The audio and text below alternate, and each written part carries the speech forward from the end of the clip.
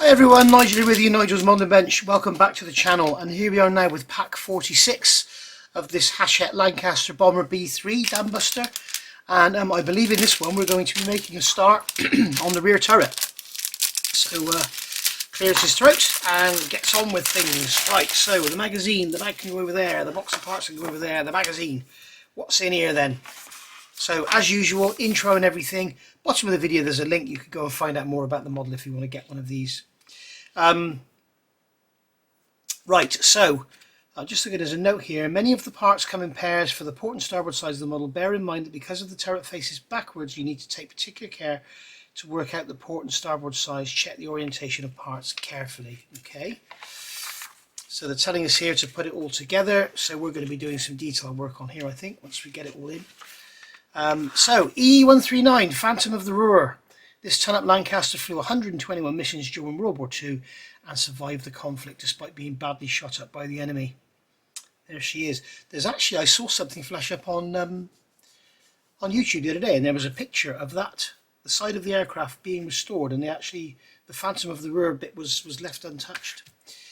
E.139 at RAF North Killingholme in 1944. The base located northwest of Grimsby, Lincolnshire, was the home of number 550 Squadron from January 44 until October 45. And if you want to get the which one is it? It's the Hong Kong Models one. You can build BQB out of that kit. So there you go. So there we are. And then, is that it? No, I didn't think it was. There's normally more than one subject. Preparations for D-Day, April-May 44. In the weeks before D-Day, Allied air power was concentrated on the Luftwaffe and France's communications network. Look at this. Look at the bombs in there. Bomb craters, unbelievable. Column of smoke rises above the important rail junction at Busigny in northern France as a Douglas A-20 Havoc passes over the target. Yes, I need to get my Havoc back on the bench, don't I? Beautiful aircraft, the A-20. And then you can see, coming in issue 47, we're going to have our machine guns for our rear turret. So, what have we got in here? We've got the actual parts. So we'll get this box open. We don't have any screws or anything in here, so there's going to be lots of gluing. We've got lots of these bloody bags to open. If you want to build one of these, you'll end up with enough bags. I don't know, you know, hundreds of bags. Well, there's only two. That's okay, it's better. But you do get lots and lots of bags with this model. So there we go. So we've got the center part there. We've got that part there. That part there. We've got the two belt guides. That piece there. We've got the handles there for the operator, or the gunner, should I say. Then we've got that piece there, and then we've got the 46E is the port side, and this one is the starboard side. So there we are. So let's see what's happening here. So we are going to, okay, these aren't the handles, these are ammo belts.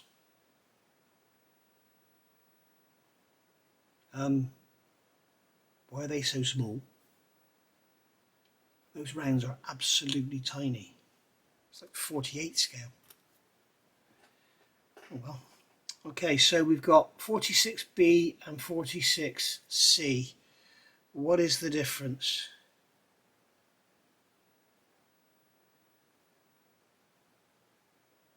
I cannot see the difference.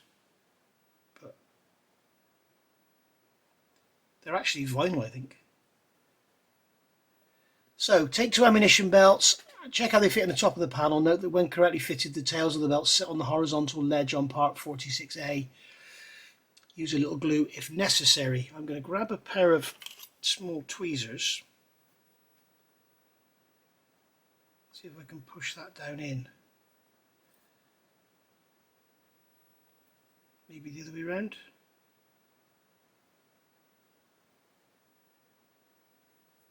I don't think it needs gluing because it's going to wedge into place.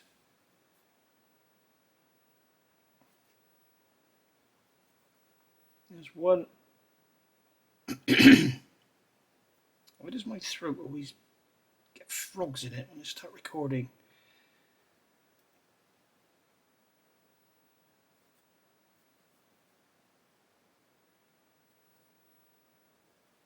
Okay, so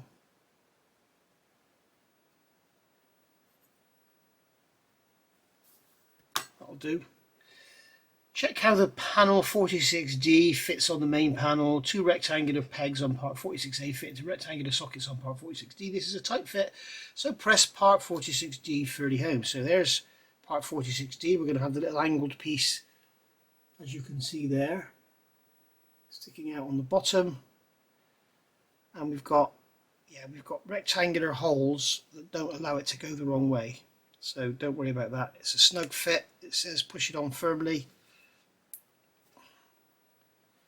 It certainly is a bloody snug fit. Okay, so that's going on like that. Now we're going to fit this. So we're going to be careful here of the sides. So it's this one here. Okay, I'm not going to start talking port and starboard. I'm just going to say it's this one here looking at the image. And then this here is going to go into those two holes there, and the ammo belts are going to go through that hole in the side. So that's going to go in like that, and the ammo belt is going to go through that hole there.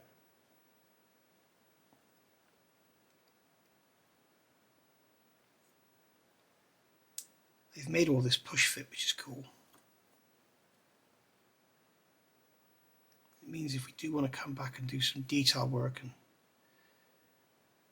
yeah, those ammo belts, because they're vinyl, they're pushing themselves back out, I think. They're kind of wedged in there. It's this one I want, isn't it? You have to be very careful putting this together, guys, because it is a tight fit. And if you slip, you're going to snap that rod off that's sticking out. Blimey.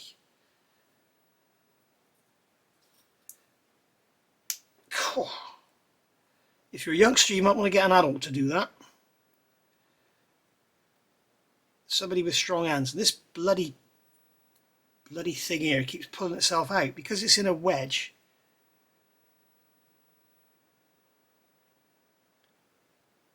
It's wedging itself out. If it decides not to stay, I'm going to have to glue it in there. It's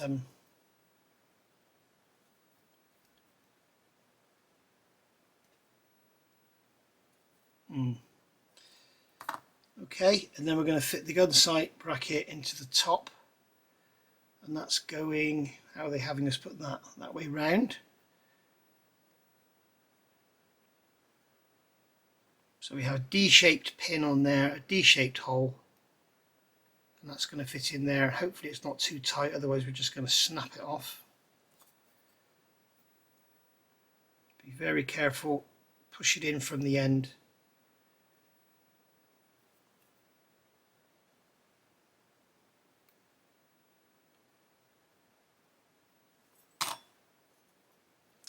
So that's that done like that, and then we're going to turn the page and we're going to fit the armor plate.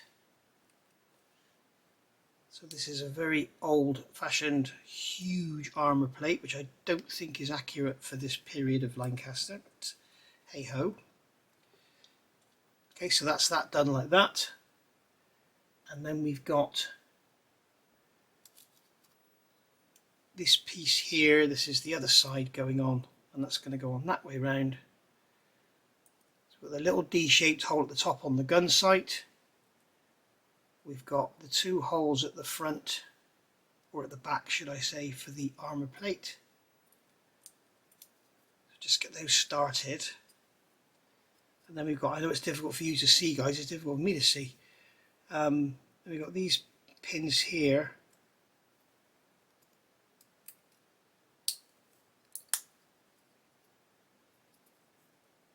That one there's popped out. There we go. So that's it all together.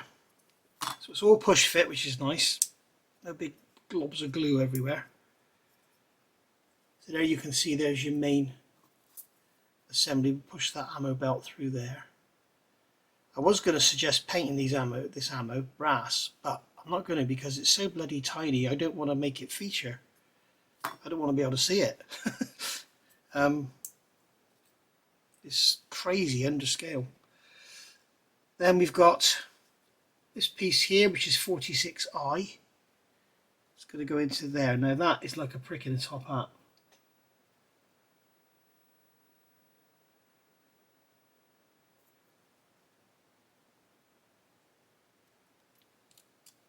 It can't be the other wrong side, so that's going to have to be glued in. What's this one like here?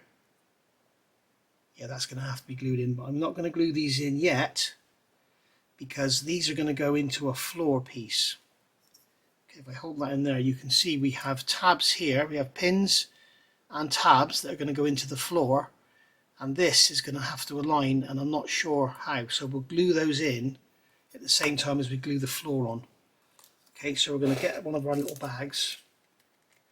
We'll put those two parts in there for safekeeping until we actually get the floor. Do we get the floor in the next part? Yes, we do. Okay, so you can see there we've got those 3 holes there where the center part's going to go in. You've got those 2 blocks there on the sides, which the 2 side pieces will go into, and then we've got those holes there where those brackets I've just looked at. So we'll fit those at the same time. I wouldn't glue those on now because you're likely to get them misaligned.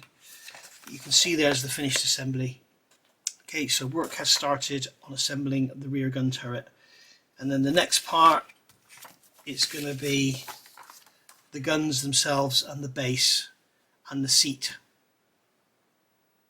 So they're certainly spreading this out, aren't they? Okay then guys, so that's it, and that's it for another 4 weeks. Is it a month? Yeah, that is it. I have no more to show you. So thank you for watching, and I will see you all, as I say, 4 weeks, month time, whatever, for pack 47. Bye for now.